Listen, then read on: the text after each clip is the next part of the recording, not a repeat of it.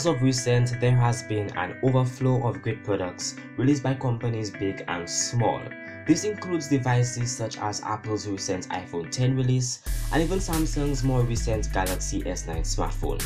The fact stands that many of the current devices which are popular and are gaining hype are indeed top-tier high-quality devices, from gaming laptops and PCs to camera gear, and even included in this list are new games which come out. But within this overflow of products, how do companies manage to stand out? How do companies persuade potential buyers to actually get their products? Well, there are actually a couple of interesting things which are done. One thing which some companies do well and some do not is focusing on the customer and not the product. This tactic works different with different products, but in the majority it does benefit certain companies immensely. For example, Apple. When Steve Jobs was in charge, this was a major tactic which was used. Steve Jobs would go out of his way to emphasize how the product affects the consumer and how it would benefit them. He knew that most people did not really care about specs, and the ones who did could easily find that information on Apple's website or product literature.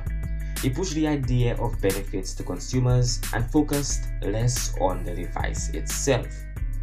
This is something other companies like Tesla and even Samsung do. Seen prominently in advertisements for new products, while the product is the focus, companies tend to show how the product will benefit the user throughout the course of the advertisement. Another thing which a majority of companies do, which is basically a standard, is sharing sneak peeks and teasers on social media. This can either be done in the form of YouTube promos, tweets, Instagram posts, or so-called leaks by people who may or may not be affiliated with the company.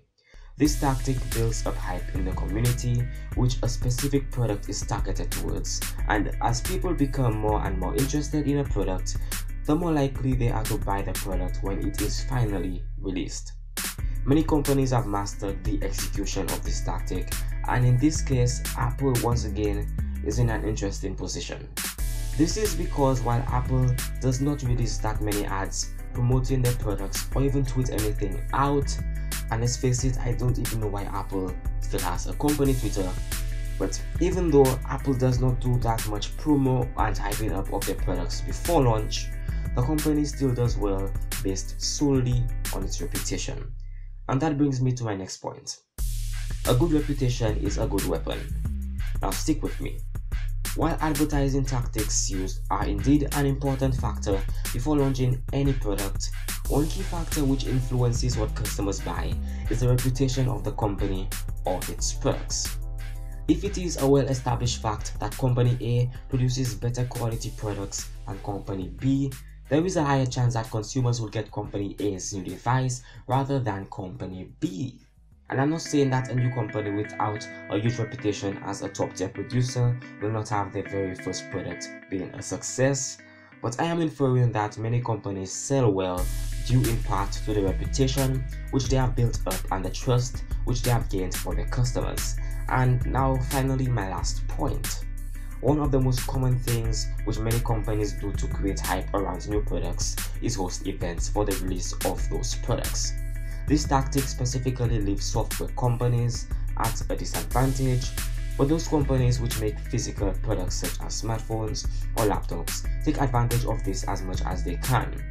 These events are usually done right before the actual release of products, and it gives you viewers and enthusiasts the chance to see the device, test it out, and give their thoughts to others. This tactic of letting others see the device before it actually comes out has a big impact on sales and popularity if the device is actually good, of course. Once others read the reviews or hear about the user experience, they then decide if they want to get the product or not.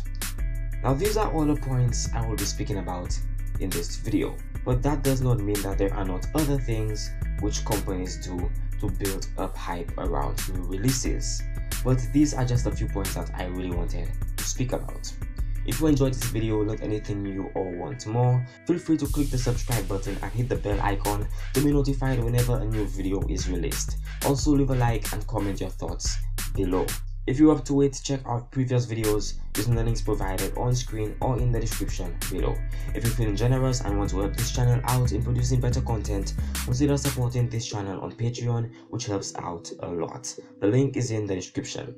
And with that said, that's it for today's video. Thanks for watching, hope you enjoyed, and I will be seeing you in the next one.